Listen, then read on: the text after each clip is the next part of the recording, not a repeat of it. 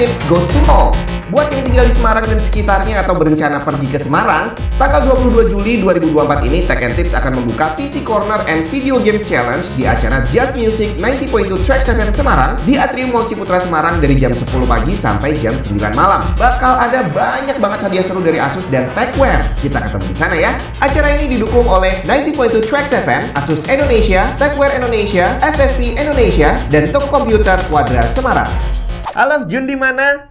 Pasti udah sering ngeliat video yang di-share bahwa ternyata paket kiriman kita itu diperlakukan sama kurir tanpa mempertimbangkan peri kepaketan. Apakah artinya para kurir pengiriman tadi adalah orang-orang yang kurang ajar? Iya, gimana ya? Agak susah nih. Saya bukan belain mereka, tapi kalau kita lihat apa yang mereka kerjakan, itu setiap hari mereka dihadapkan pada ribuan paket yang datang terus-terusan. Tiap hari, di mana semuanya akan minta paketnya bisa dikirim bukan hanya tepat waktu, kalau bisa lebih cepat dari seharusnya. Dan kalau misal paketnya datang terlambat, kejadian bukan cuma 1-2 kali, diviralin, di-upload untuk menjelekkan nama perusahaan si pengirimnya tadi. Dan akhirnya secara manajemen resiko nih ya, kalau ngirim paket terlambat itu adalah satu hal yang pasti ketahuan dan akan membuat orang marah. Dan kalau zaman sekarang, iya ada chance-nya untuk diviralkan. Nama perusahaan jadi buruk, padahal sebenarnya tanggal penerimaan paket, tanggal pengiriman itu adalah estimasi. Ada banyak hal yang bisa menyebabkan paketnya jadi molor gitu ya. Jadi akhirnya yang harus mereka lakukan adalah meminimalisir resiko terbesar. Gimana pun caranya, yang penting paketnya bisa sampai tepat waktu.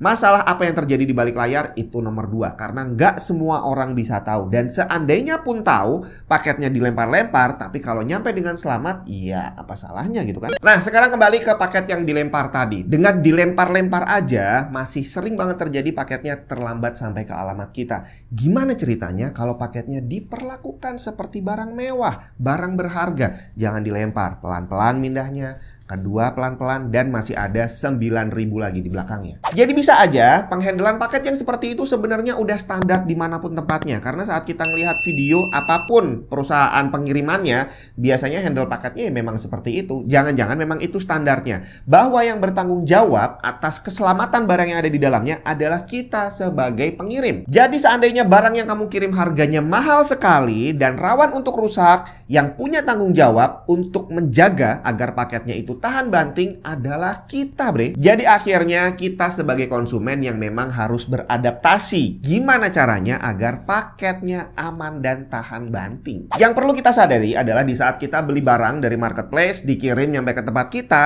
itu adalah satu dari sekian banyak pengiriman yang sudah dilalui sama barangnya. Jadi bukan hanya satu itu doang barangnya lewat kurir, bre. Dia udah dikirim dari sejak entah berapa bulan yang lalu, keluar dari pabrik, masuk ke truk, dikirim kemana, naik pesawat, naik kapal, pindah negara. Dia sudah menjalani banyak hal, keliling dunia dari pabriknya, mungkin dari Cina, dari Taiwan, atau mungkin dari Amerika gitu ya, sampai akhirnya tiba di rumah kita. Nah selama perjalanan panjang yang mereka lalui itu, saya yakin perjalanannya bukan perjalanan yang asik gitu ya. Mereka tidak diperlakukan seperti barang mewah dan disayang-sayang. Pasti akan dilempar-lempar, masuk ke kapal dilempar, terus keluar dari kapal dilempar, masuk ke pesawat dilempar, pindah negara dilempar lagi. Gak mungkin disayang-sayang, bre. Nah kalau barang tadi bisa bertahan dari sejak keluar dari pabrik nyampe ke toko, seharusnya dia juga bisa bertahan dari toko sampai ke tempat kita. Karena tinggal satu doang, perjalanannya tinggal beberapa ratus kilometer doang, bre. Jadi kalau tiba di tangan kita barangnya rusak, yang salah bukan kurirnya yang terakhir, juga bukan pabriknya, tapi yang salah adalah orang yang terakhir ngirim. Bagaimana bisa terjadi? Apa yang salah? Inilah yang harus kita cari. Kalau kita lihat barangnya sama, terus kalau kita bayangkan cara pengirimannya, cara penghandlean paketnya kurang lebih juga akan sama,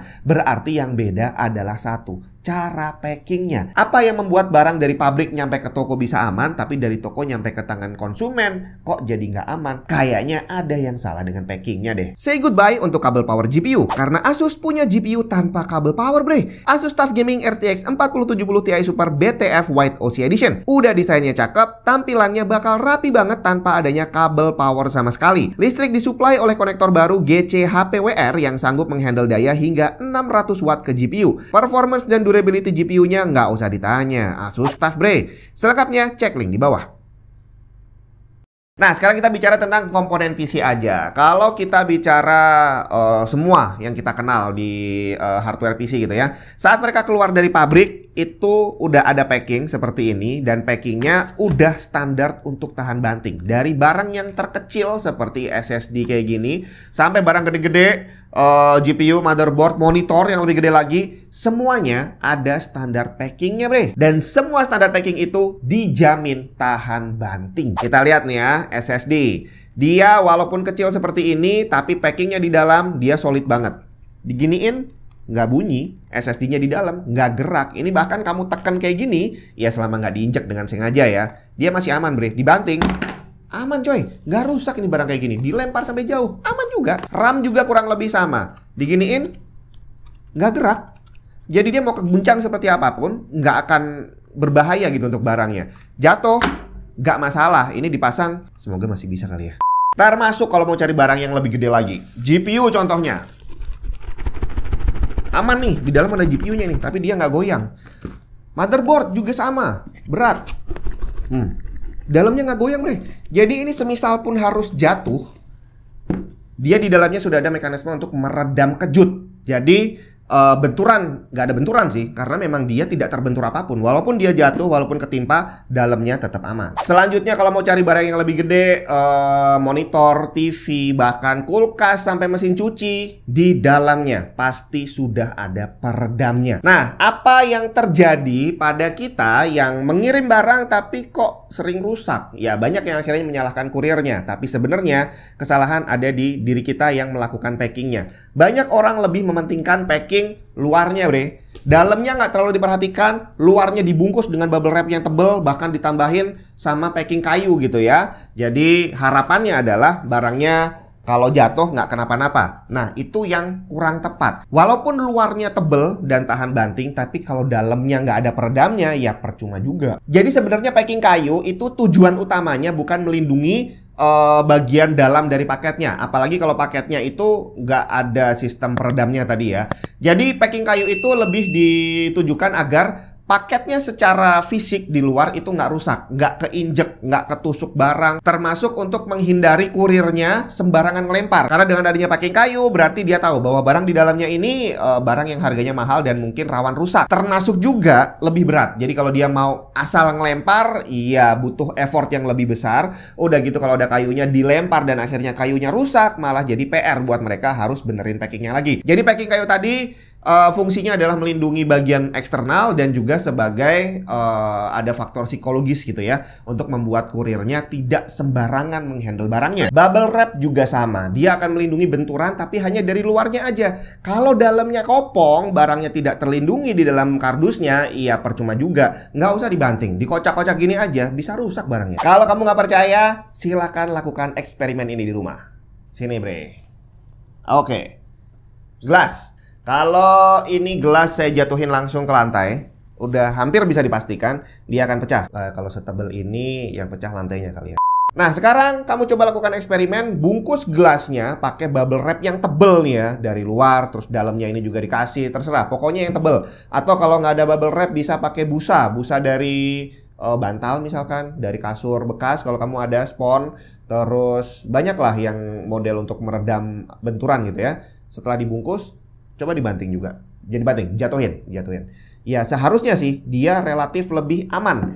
Kemungkinannya untuk pecah akan jadi berkurang dengan sangat signifikan. Permasalahannya adalah, walaupun dia udah dibungkus nih, udah tebel, kalau sampai keinjek atau ketiban barang yang berat, ya bisa aja dia kegencet dan hancur dalamnya kan. Akhirnya nggak cukup nih kalau cuma barangnya dibungkus dengan bubble wrap atau peredam. Dia harus ada mekanisme perlindungan lagi, masukin ke dalam kardus.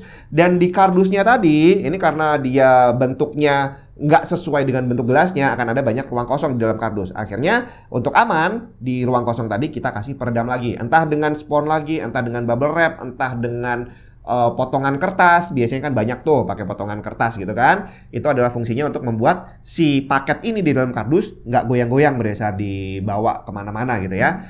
Dan coba aja dengan sistem yang sudah seperti itu tadi, kamu jatuhin kardusnya. akan jauh lebih aman dibandingin gelasnya tidak terlindungi apapun. Nah, selanjutnya packing kayu atau bubble wrap di luarnya itu adalah opsional untuk melindungi bagian luar dari paketnya biar nggak keinjek, nggak ketimpa, terus nggak ketusuk benda tajam dan sejenisnya. Jadi yang penting adalah bagian dalamnya terlindungi. Nah, selanjutnya kalau tadi dibilang bahwa barangnya di dalam itu harus ada peredamnya, ini harus seberapa banyak? Apakah ada standarnya untuk sistem peredam sebuah paket? Ada, bre. Standarnya yang ngikutin dari setting pabriknya. Kalau pabrik GPU ngeluarin paketnya dengan model yang seperti ini, ya udah kita tinggal merecreate aja. Kalaupun kardusnya hilang, kamu tinggal cari GPU lain, terus kamu lihat paketnya seperti apa, dalamnya, cara bungkusnya, peredamnya seperti apa, kamu coba meniru. Yang penting intinya adalah di dalam peredamnya jangan pelit-pelit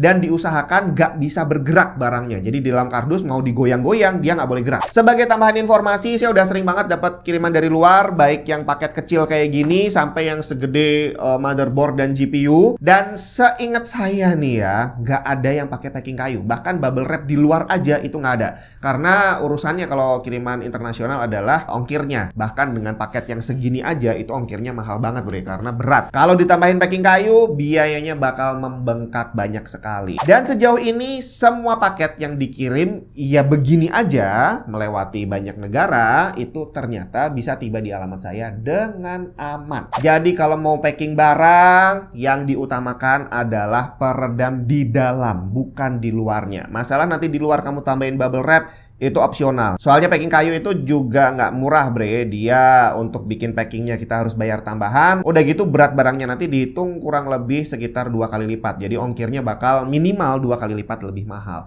Sedangkan kalau bubble wrap sebenarnya murah sih ya. Saya beli satu roll yang 50 ribuan itu bisa saya pakai buat ngirim puluhan paket. Jadi kalau di breakdown satu-satu sebenarnya ya sejauh ini sih memang saya gratisin. Jadi orang yang beli barang di tempat saya dapat bubble wrap itu nggak ada biaya ekstra, gratis, karena sebenarnya memang murah banget. Nah, tinggal kenapa kok banyak toko yang memberlakukan bubble wrap itu harus bayar terpisah? Apakah memang profitnya mepet karena bagi hasil sama marketplace-nya semakin gede kali ya?